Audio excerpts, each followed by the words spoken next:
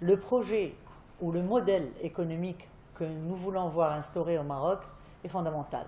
Bien entendu, pour répondre à la crise sociale qui s'exacerbe, aux écarts qui s'aggravent entre les gens, entre les régions au Maroc, bien entendu, il faut penser sérieusement à un modèle économique. Là, la question du temple du libéralisme ne se pose pas.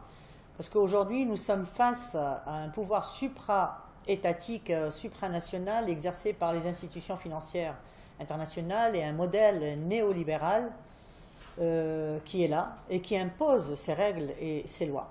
Est-ce qu'on peut y échapper?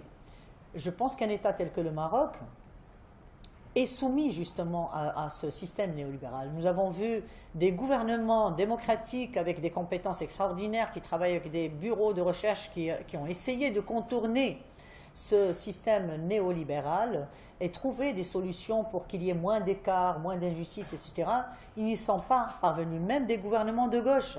Ils ont essayé de s'adapter en adoptant la social-démocratie, au moins préserver les acquis des travailleurs, etc. Ils n'y sont pas arrivés. Le socialisme s'est dissous dans une sorte de libéralisme social qui a presque vidé le projet socialiste de son contenu. Oui, mais est-ce que c'est mort, c'est terminé, il n'y a que le libéralisme et juste il faut réglementer au niveau du Maroc et s'adapter un peu pour que ça marche? Moi je pense que ce n'est pas que cela la question. Parce que quand on parle de projet économique pour le Maroc, la première réforme économique, c'est une réforme politique.